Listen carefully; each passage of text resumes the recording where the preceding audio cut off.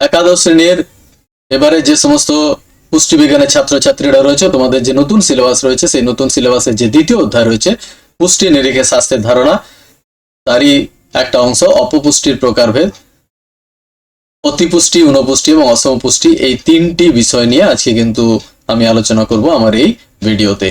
তোমরা ভিডিওটা স্কিপ না করে পুরোপুরি কিন্তু প্রথম থেকে শেষ পর্যন্ত দেখে যাবে, তাহলে কিন্তু বিষয়টা পরিষ্কার তোমাদের হয়ে যাবে এবং এখান থেকে যে সমস্ত এমসিকিউ গুলো আসবে তোমরা সহজেই কিন্তু উত্তর দিতে পারবে। চলো আমরা বিষয়ে চলে যাই। অপপুষ্টির প্রকারভেদ অর্থাৎ classification of malnutrition. Classification of malnutrition অর্থাৎ অপপুষ্টিকে সাধারণত তিনটে ভাগে ভাগ করা হয়: অতিপুষ্টি, ঊনপুষ্টি এবং অসমপুষ্টি। অতিপুষ্টি অর্থাৎ প্রয়োজনের তুলনায় যদি খাদ্য বা আহার যে খাদ্য উপাদানের আধিক্য ঘটে থাকে, অর্থাৎ উপাদানগুলো যদি বেশি পরিমাণে গৃহীত হয় তাহলে অতিপুষ্টি দেখা যায়। আর খাদ্যের মধ্যে যে খাদ্য উপাদানগুলো থাকে সেই খাদ্য উপাদানগুলো যদি অধিক ঘাটতি বা কম থেকে থাকে তাহলে দীর্ঘদিন এভাবে যদি খাদ্য গ্রহণ করা হয় তাহলে ঊনপুষ্টি ঘটে থাকে। আর খাদ্যের যে বিভিন্ন উপাদানগুলো আছে সেগুলো যদি আহার যে অসামঞ্জস্যতা দেখা দেয়, অর্থাৎ যে খাবারগুলো গ্রহণ করছি তাদের মধ্যে যদি ঠিকমতো সমতা না থেকে থাকে পুষ্টি উপাদানগুলো, তাহলে অসমপুষ্টি দেখা দেয়। অর্থাৎ এই তিন রকমের পুষ্টি আমরা একটু ছকে দেখে নিই তোমাদের। অপপুষ্টি, ম্যাল নিউট্রিশন, তিনটে ভাগ: অতিপুষ্টি, ঊনপুষ্টি বা অপুষ্টি, অসমপুষ্টি। ওভার নিউট্রিশন, আন্ডার নিউট্রিশন এবং নিউট্রিশনাল ইমব্যালেন্স। এখানে পুষ্টির আধিক্য, এখানে পুষ্টির অভাব হবে, এখানে পুষ্টির অসামঞ্জস্যতা দেখা যাবে। অতিপুষ্টি দু প্রকার: স্থূলতাজনিত এবং বিক্রিয়াজনিত। ঊনপুষ্টি দু প্রকারের: মুখ্য ঊনপুষ্টি এবং গৌণ ঊনপুষ্টি। অতিপুষ্টি দীর্ঘদিন ধরে যদি গ্রহণ করা খাদ্যে এক বা একাধিক খাদ্য উপাদান বা পরিপোষক চাহিদার তুলনায় যদি অতিরিক্ত পরিমাণে গ্রহণ ঘটে থাকে তাহলে আমাদের যে অবস্থা হয় সেই অবস্থাকে অতিপুষ্টি বা ওভার নিউট্রিশন বলা হয়ে থাকে। খাদ্যে ক্যালোরি, ভিটামিন এবং খনিজ পদার্থের পরিমাণ বেশি হলে অতিপুষ্টি কিন্তু দেখা যায়। অতিপুষ্টির প্রকারভেদ। অতিপুষ্টি সাধারণত দু প্রকারের: মেধাধিক্য বা স্থূলতাজনিত পুষ্টি এবং বিষক্রিয়াজনিত অতিপুষ্টি। মেধাধিক্য বা স্থূলতাজনিত অতিপুষ্টি খাদ্যে যদি শর্করা, স্নেহ পদার্থ বা আমিষ থেকে আসা ক্যালোরির পরিমাণ অতিমাত্রায় যদি বৃদ্ধি পেয়ে থাকে, মানবদেহের প্রয়োজনীয় তুলনায় যদি গ্রহণ করা অধিক পরিমাণে, তাহলে কিন্তু অধিক পরিমাণে চর্বি কিন্তু দেহে জমা হয়। এর ফলে কিন্তু স্থূলতা বা মেধাধিক্য ঘটে। একে সাধারণত আমরা মেধাধিক্য বা স্থূলতাজনিত অতিপুষ্টি বলে থাকি। অর্থাৎ অধিক যদি খাবার আমরা এগুলো গ্রহণ করে থাকি প্রয়োজনের তুলনায়, তাহলে কিন্তু আস্তে আস্তে সেগুলো কি হবে, আমাদের দেহে চর্বিতে পরিণত হবে, অর্থাৎ যকৃৎ এবং পেশিতে চর্বিতে চর্বি জমা হবে এবং সেখান থেকে আস্তে আস্তে দেহের মধ্যে যে মেদ কোষগুলো রয়েছে সেখানে সাধারণত চর্বি জমা হবে এবং স্থূলতা দেখা দেবে। স্থূলতা বা মেধাধিক্যের ফলে মানব দেহে কিন্তু বিভিন্ন রকমের উপসর্গ দেখা দিতে পারে। যেমন হাঁটুতে ব্যথা হবে, কোমরে শিরদাঁড়ায় ব্যথা বা চলনে সমস্যা, উচ্চ রক্তচাপ দেখা দিতে পারে বা হৃদরোগের যে বিভিন্ন সমস্যা রয়েছে সেগুলো দেখা দিতে পারে। অনেক ক্ষেত্রে বাত, গেটে বাত বা আর্থ্রাইটিস রোগ কিন্তু দেখা দিতে পারে। অতি স্থূলকায় যে সমস্ত মানুষরা রয়েছে তাদের কিন্তু অনেক সময় শ্বাসকষ্ট হতে দেখা যায়। আবার অধিক মোটা মানুষকে অনেকেই কি করে থাকে, উপবাস করে, ফলে যারা খুব মোটা তারা কিন্তু মানসিক দিক দিয়ে কিন্তু অনেকটাই কষ্ট পেয়ে থাকে। বিভিন্ন জায়গায় তারা কিন্তু উপহাসিত বা অবহেলিত হয়ে থাকে। বিষক্রিয়াজনিত অতিপুষ্টি। বিভিন্ন ধরনের খাদ্য উপাদান প্রয়োজনের তুলনায় যদি খুব বেশি পরিমাণে গ্রহণ করা হয় তাহলে অনেক সময় বিষক্রিয়াজনিত রোগ সৃষ্টি হতে পারে। একে বিষক্রিয়াজনিত অতিপুষ্টি বলা হয়। অতিপুষ্টি যদি হয়ে থাকে তাহলে কি কি সমস্যা দেখা দেবে? অধিক কার্বোহাইড্রেট গ্রহণের ফল, অর্থাৎ শর্করা যদি আমরা বেশি পরিমাণে গ্রহণ করি তাহলে কি কি আমাদের অসুবিধা হতে পারে? অধিক কার্বোহাইড্রেট বা শর্করা জাতীয় খাদ্য যদি গ্রহণ করা হয় তাহলে যকৃৎ ও পেশিতে গ্লাইকোজেন রূপে ওই কার্বোহাইড্রেট বা শর্করা কিন্তু সঞ্চিত হয় এবং শরীরে ফ্যাট বা মেদের পরিমাণ কিন্তু বেড়ে যায়, ফলে স্থূলতা দেখা দেয়। স্থূলতা বা অধিক মোটা হওয়ার ফলে উচ্চ রক্তচাপ, স্ট্রোক, গল স্টোন, গল ব্লাডার স্টোন, শ্বাস প্রশ্বাসের সমস্যা, বাত, ডায়াবেটিস টাইপ 2টা যেটা রয়েছে সেটা, আরো অনেক যে সমস্যা রয়েছে সেগুলো কিন্তু হওয়ার আশঙ্কা থেকে থাকে। অধিক পরিমাণে ল্যাকটোজ বা গ্যালাক্টোজ যদি গ্রহণ করা হয় তাহলে চোখে ছানি পড়ার একটা সম্ভাবনা থাকে। অধিক পরিমাণে সুক্রোজ বা ফ্রুক্টোজ যদি আমরা গ্রহণ করে থাকি তাহলে রক্তে লিপিড বা ট্রাইগ্লিসারাইডের যে পরিমাণ রয়েছে সেটাও কিন্তু বৃদ্ধি পায়। প্রয়োজনের অতিরিক্ত ফ্রুক্টোজ যদি গ্রহণ করা হয় তাহলে রক্তে ইউরিক অ্যাসিডের পরিমাণ কিন্তু বেড়ে যাবে।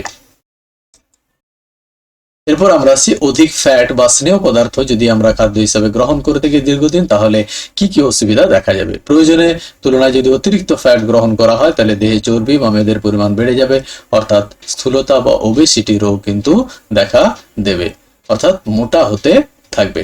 অধিক পরিমাণে ফ্যাট যদি সঞ্চিত হয় তাহলে রক্তে কোলেস্টেরলের পরিমাণ কিন্তু বেড়ে যায় এবং কোলেস্টেরল জনিত যে সমস্ত সমস্যাগুলো রয়েছে, অতিরিক্ত কোলেস্টেরল জনিত যে হৃদরোগের যে সমস্যাগুলো রয়েছে সেগুলো হতে কিন্তু দেখা যায়।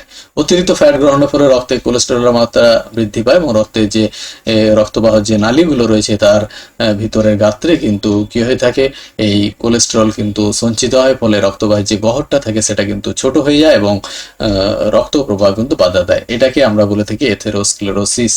এটা একটু ভালো করে তোমরা দেখে নেবে, এটা শর্টে আসে তোমাদের বা এমসিকিউতে আসার সম্ভাবনা রয়েছে।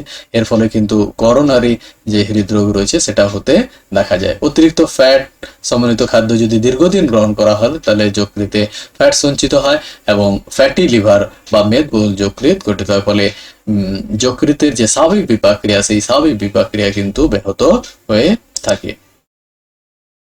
অধিক প্রোটিন গ্রহণের ফল, যদি বেশি মাত্রায় আমরা প্রোটিন গ্রহণ করে থাকি তাহলে কি হবে। প্রয়োজনের তুলনায় যদি অতিরিক্ত পরিমাণ প্রোটিন আমরা খাদ্যে গ্রহণ করে থাকি তাহলে রক্তে কিন্তু ইউরিক অ্যাসিডের মাত্রা বৃদ্ধি পায়, ফলে গেটে বাত হওয়ার কিন্তু সম্ভাবনা থাকবে। অতিরিক্ত প্রোটিন গ্রহণের ফলে রক্তে ইউরিয়ার মাত্রা কিন্তু বৃদ্ধি পায়, ফলে কিডনি বা বৃক্কের এই যে সমস্যাগুলো রয়েছে সেগুলো হওয়ার সম্ভাবনা কিন্তু বেশি দেখা দেবে। অধিক ভিটামিন গ্রহণের ফল, আমাদের কিন্তু ভিটামিন খুব কম পরিমাণে লাগে, আমরা যদি বেশি ভিটামিন খাই তাহলে কিন্তু তার একটা উল্টো প্রতিক্রিয়া বা রিয়াকশন আমাদের শরীরে কিন্তু ঘটে থাকে। যেমন অধিক পরিমাণে যদি আমরা ভিটামিন এ গ্রহণ করে থাকি তাহলে মেজাজ খিটখিটে হবে, ঘুম বেশি পাবে, বমি বমি ভাব হবে, মাথা ধরে থাকবে, চুল পড়ে যেতে থাকবে এবং অস্থির ভঙ্গুরতা বৃদ্ধি হবে। শিশুদের ক্ষেত্রে চুলকানি, ওজন হ্রাস ও অস্থিসন্ধি যে গাঁটগুলো রয়েছে সেই গাঁটগুলোতে কিন্তু ব্যথা দেখা দেবে। ভিটামিন ডি যদি বেশি পরিমাণে গ্রহণ করা হয় তাহলে কোষ্ঠকাঠিন্য, রক্তচাপ বৃদ্ধি, খাওয়ার অভাব, একটা যে খাওয়ার ইচ্ছা মানে অনিচ্ছা আমরাকে বলে থাকি, সেই ক্ষুধামান্দ বা খাদ্যে অনিচ্ছা তৈরি হবে। বৃক্কের অসুখ, বমি ভাব, হাইপার ক্যালসিমিয়া এগুলো হতে দেখা যায়। চোখে কর্নিয়া, কনজাংটিভা যে রোগগুলো রয়েছে সেগুলো কিন্তু দেখা দিতে পারে। ভিটামিন এ, দেহে যদি ভিটামিন ডি ও ভিটামিন কে এর প্রয়োজনীয়তা বাড়ে তাহলে অস্থিতে কিন্তু ক্যালসিয়াম সঞ্চয় কিন্তু ব্যাহত হয়ে থাকে। অর্থাৎ ভিটামিন ই যদি বেশি পরিমাণে আমরা গ্রহণ করে থাকি তাহলে কিন্তু ভিটামিন ডি এবং কে এর প্রয়োজনীয়তা বেড়ে যায়। ভিটামিন সি যদি বেশি পরিমাণে গ্রহণ করা হয় তাহলে কিন্তু কি হবে, খাদ্যের মধ্যে যে ভিটামিন বি2 রয়েছে সেটা ধ্বংস হবে, ফলে বৃক্কে পাথর দেখা দেবে, ডায়াবেটিস রোগ হতে দেখা যায় এবং সন্তান সম্ভবা যে সমস্ত নারীরা রয়েছে তারা কিন্তু অনেক সময় মৃত সন্তান প্রসব করতে পারে। অধিক খনিজ লবণ গ্রহণের ফল, যদি অধিক মাত্রায় আমরা লৌহ গ্রহণ করে থাকি, অর্থাৎ খাদ্যের মধ্যে যদি যে খাবারগুলো খাচ্ছি তাতে যদি লোহার পরিমাণ বেশি থাকে তাহলে কিন্তু হিমোসিডারসিস রোগ দেখা যায়। অর্থাৎ অত্যধিক লোহা প্লীহা, যকৃৎ, ত্বক প্রভৃতি অঙ্গে সঞ্চিত হয়, তাকে আমরা সাধারণত হিমোক্রোমাটোসিস বলে থাকি। এর ফলে কিন্তু সন্ধিতে ব্যথা এবং শারীরিক যে ক্ষমতা রয়েছে সেটা কিন্তু অনেকখানি আমাদের হ্রাস পায়। সোডিয়াম, রক্তে সোডিয়ামের মাত্রা বৃদ্ধি পায়, ফলে খিঁচুনি দেখা যায়, এমনকি মৃত্যু অনেক সময় হতে দেখা যায়। তারপরে রক্তের যে প্লাজমা রয়েছে সেখানে যে সোডিয়াম বেড়ে যায় তাহলে কিন্তু দেহ মস্তিষ্কের কোষগুলো সংকুচিত হয়ে যায় এবং ফলস্বরূপ ফুসফুসের যে পেশিগুলো রয়েছে সেগুলো কিন্তু অসাড় হয়ে যায় এবং অনেক সময় মৃত্যু হতে দেখা যায় শ্বাসকষ্টের অভাবে। ক্যালসিয়াম যদি বেশি পরিমাণে গৃহীত হয় তাহলে ক্ষুধাবন্ধ, বমিভাব, কোষ্ঠকাঠিন্য, রক্তে ইউরিয়া, প্লাজমায় কোলেস্টেরলের পরিমাণ বৃদ্ধি, বৃক্কে পাথর সৃষ্টি, হাইপার ক্যালসিমিয়া এগুলো হতে দেখা যায়। কপার যদি বেশি পরিমাণে আমরা গ্রহণ করে থাকি খাদ্যের সঙ্গে তাহলে পেশি অস্থি দুর্বল হবে, অস্থির বৃদ্ধি কিন্তু বেশি দেখা দেবে। শিশুদের ক্ষেত্রে উইলসন্স রোগ দেখা যায়, ফলে কাঁপুনি হবে, মুখ দিয়ে কিন্তু অনবরত লালা ঝরতে থাকে। জিঙ্ক যদি বেশি পরিমাণ খাদ্যে গ্রহণ করা হয় তাহলে বমি বমি ভাব হতে পারে, বমি হতে পারে, ডায়রিয়া বা আমাশ, উদারাময় এগুলো হতে দেখা যায়। পটাশিয়াম যদি বেশি পরিমাণে গ্রহণ করা হয় তাহলে রক্তে পটাশিয়ামের মাত্রা বৃদ্ধি পাবে এবং হৃৎপিণ্ডে যে ক্রিয়া রয়েছে সেই ক্রিয়া অনেক সময় ব্যাহত হবে, অনেক সময় মৃত্যু হতে দেখা যায়। সেলেনিয়াম যদি বেশি গ্রহণ করা হয় তাহলে প্রথম দিকে বমি বমি ভাব, দুর্বলতা, উদরাময় এগুলো হবে। যদি বেশি দিন আমরা গ্রহণ করে থাকি তাহলে কিন্তু নখের পরিবর্তন ঘটবে, চুল আস্তে আস্তে পড়ে যাবে এবং স্নায়ুতন্ত্র কিন্তু দারুণভাবে ক্ষতিগ্রস্ত হবে। ম্যাঙ্গানিজ যদি বেশি পরিমাণে গ্রহণ করা হয় খাদ্যের সঙ্গে তাহলে ক্লান্তি ভাব দেখা যাবে, দেহের মধ্যে একটা কম্পন অনুভূত হবে এবং অন্যান্য যে স্নায়ু বা নার্ভের যে রোগগুলো রয়েছে সেগুলো কিন্তু দেখা দিতে পারে। ফ্লোরিন, দাঁতের যে এনামেলটা রয়েছে যদি বেশি পরিমাণে ফ্লোরিন গ্রহণ করা হয় তাহলে তার যে উজ্জ্বলতা বা চকচকে ভাব সেটা কিন্তু নষ্ট হয়ে যায়, অস্থির কিন্তু ক্ষতি হয় এবং দাঁতে গর্ত হয়, ফলে ডেন্টাল ফ্লোরোসিস রোগ হতে দেখা যায়। আধিক্যজনিত বা অতিপুষ্টিজনিত ত্রুটি, একটা সংক্ষেপে আমরা যদি এটাকে দেখে নিই, যেগুলো তোমাদের খুবই মানে মনে রাখা প্রয়োজন সেগুলো অবশ্যই তোমরা এটা দেখে নেবে। এটা এক নজরে আমি এখানে দিয়ে দিয়েছি। শর্করা বা ফ্যাট যদি বেশি পরিমাণে গ্রহণ করা হয় তাহলে মেদ বাহুল্য বা স্থূলতা বা মোটাপনতা কিন্তু দেখা দেবে। প্রোটিন যদি বেশি হয় তাহলে বিষক্রিয়া দেখা দেবে, রক্তে ইউরিক অ্যাসিডের মাত্রা কিন্তু বৃদ্ধি পাবে।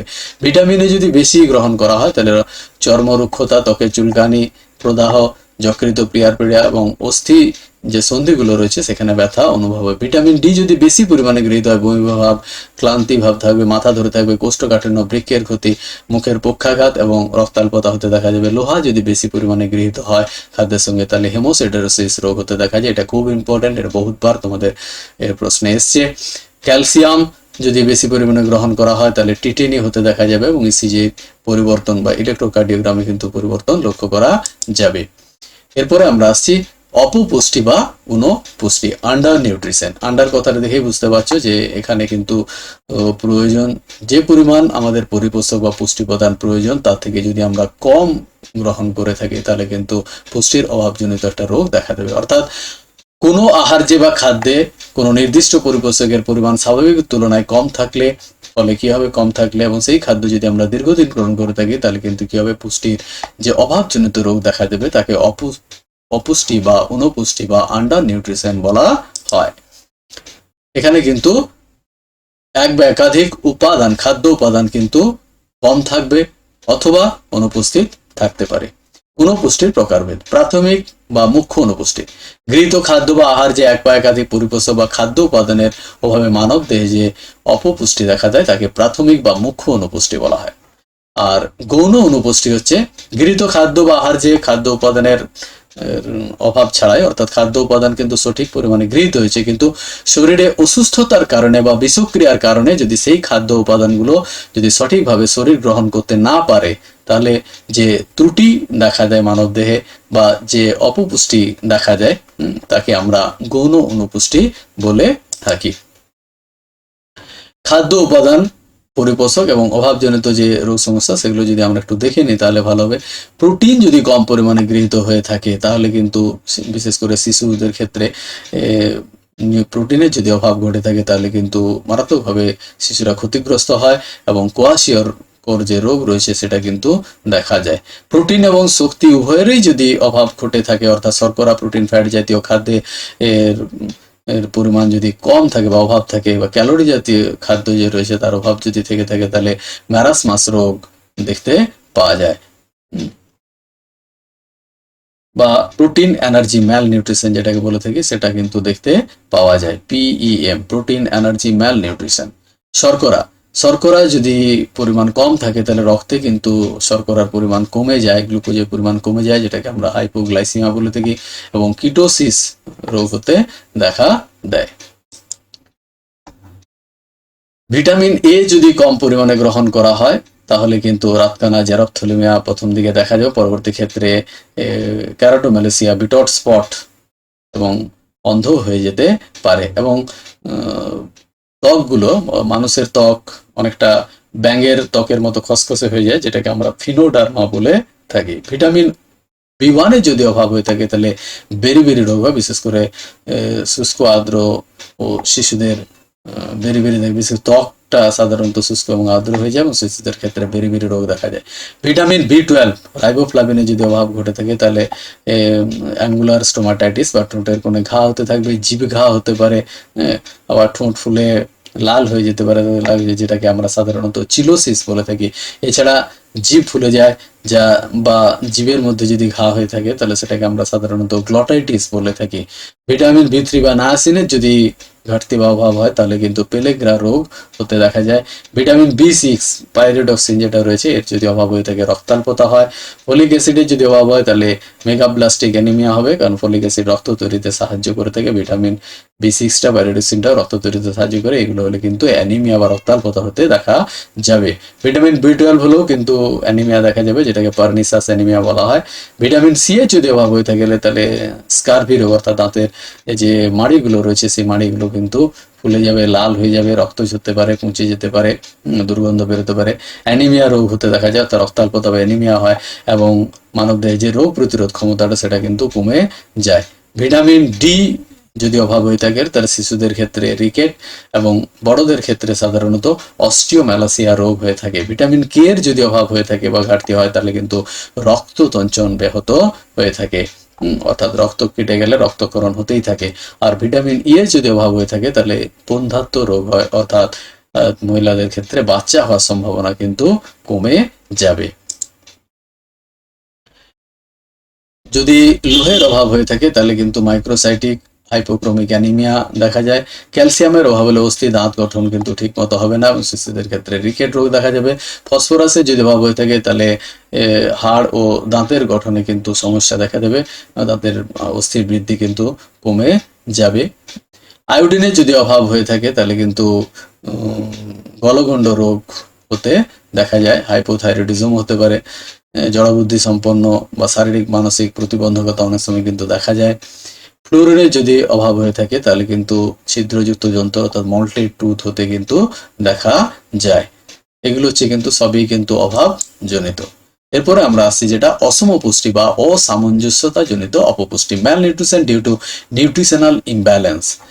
খাদ্যে বিভিন্ন উপাদানের অসামঞ্জস্যতার কারণে যে ধরনের অপপুষ্টি ঘটে থাকে তাকে আমরা সাধারণত অসম পুষ্টি বা অসামঞ্জস্যতাজনিত অপপুষ্টি বলা হয়। এখানে কিন্তু খাদ্যের মধ্যে খাদ্য উপাদানগুলো থাকে কিন্তু আমাদের দেহের যে প্রয়োজন মতো যে অনুপাতগুলো সেই অনুপাতে কিন্তু গৃহীত যদি না হয়ে থাকে তাহলেই কিন্তু অসম পুষ্টি দেখা দেয়। এবং এখানে আমরা দেখে নিচ্ছি যে কোন খাদ্যের ক্ষেত্রে কিরকম অসামঞ্জস্যতা থাকে এবং সেই অসামঞ্জস্যতা যদি থেকে থাকে তাহলে কি কি কিন্তু অসুবিধা দেখা দেবে। অ্যামিনো অ্যাসিডের সুষম অনুপাত বা সঠিক অনুপাত যদি গ্রহণ করা না হয়ে থাকে তাহলে দেহের বৃদ্ধি ও গঠন কিন্তু ব্যাহত হবে।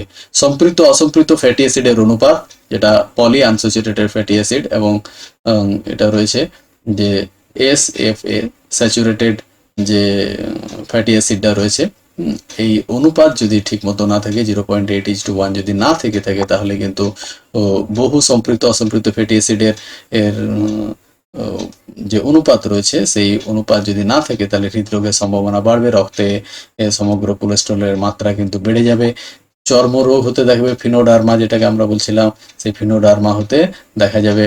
অপরিহার্য অ্যাসিড এবং অত্যাবশ্যকীয় ফ্যাটি অ্যাসিডের যদি অসামঞ্জস্যতা এখানে দেখা যায় তাহলে কিন্তু চামড়ায় এই ফিনোডার্মা রোগটা কিন্তু হতে দেখা যায়। ক্যালসিয়াম ও ফসফরাসের যদি অনুপাতে অসমতা দেখা দেয়, 2:1 অনুপাতে যদি না থেকে থাকে তাহলে অস্থি এবং দন্ত গঠন কিন্তু বিঘ্নিত হয় এবং বৃদ্ধিও কিন্তু ব্যাহত, বিশেষ করে হাড় এবং দাঁতের বৃদ্ধি কিন্তু ব্যাহত হয়ে থাকে।